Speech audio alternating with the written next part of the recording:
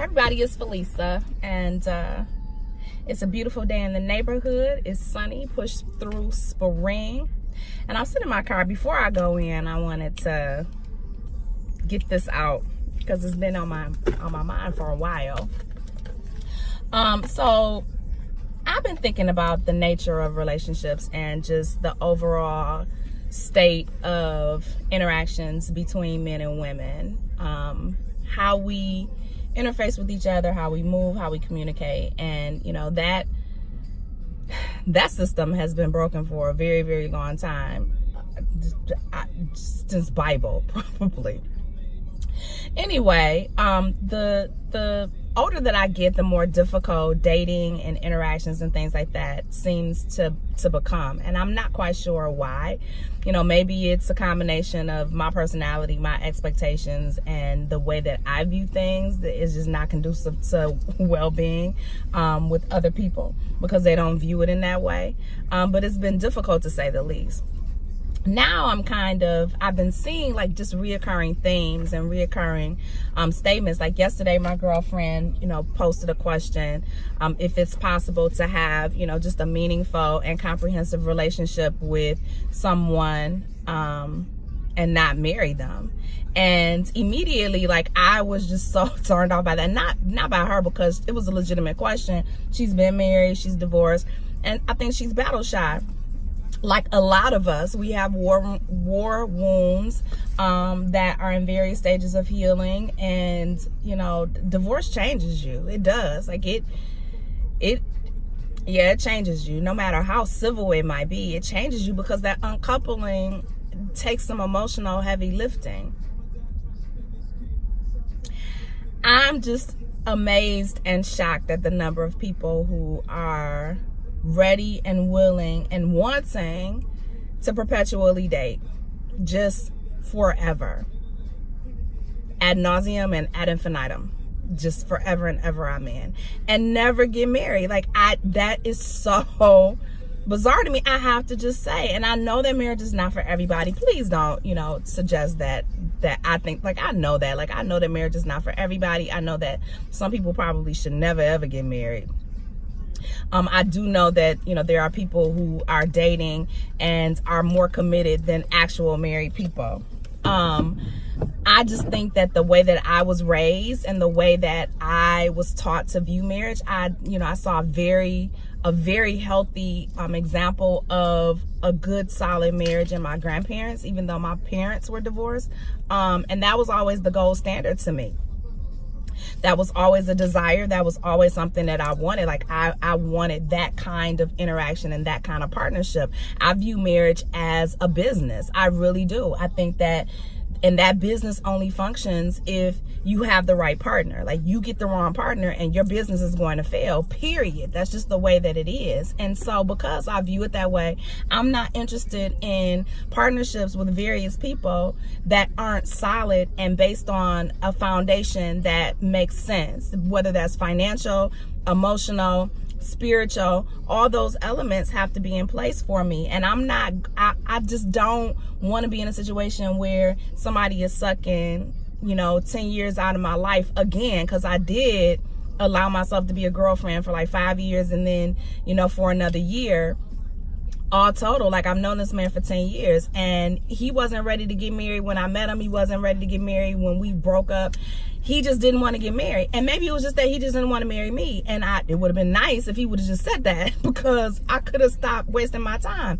I'm cool with that if that's what you think. And that's not what you want, and I'm not what you want. Just let go so that I can find who wants me.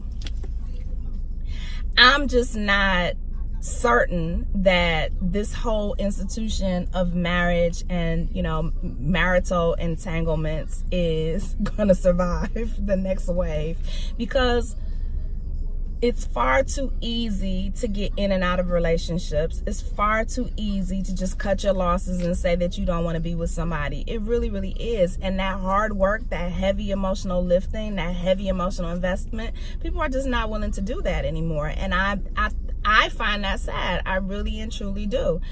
I also think that titles are important. I think that there's a reason that directors have a higher level than managers.